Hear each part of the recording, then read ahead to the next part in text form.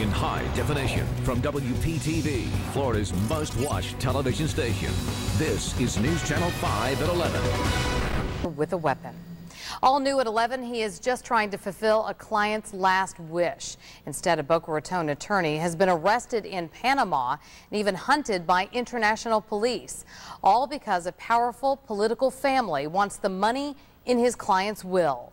News Channel 5's Jamie Holmes is live now from the newsroom where he tells us how this all unfolded. Jamie? Kelly, stories like this make for great Hollywood movies. In fact, some screenwriters have already come calling. This attorney was just trying to do his job, just trying to fill out some paperwork. Instead, he is caught in an international tug of war.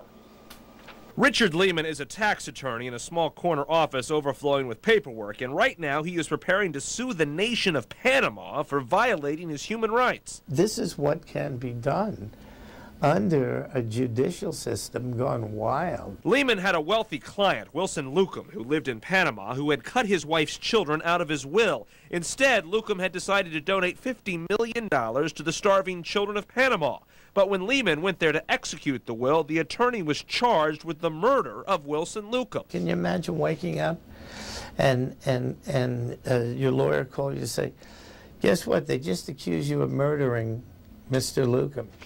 He was 89 years in a hospital, hooked up to tubes, and he died. And since 2006, Lehman has been falsely charged with dozens of crimes in Panama, from murder to extortion. He's been named by Interpol as one of their most wanted. All of this, he says, started because Lucum's family in Panama has produced 2 former presidents of the nation, and they want that money.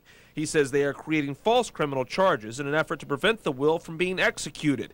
And even though all of the charges had been dropped against him for lack of evidence, in February, Lehman was still arrested and held at gunpoint for 14 hours. You were scared?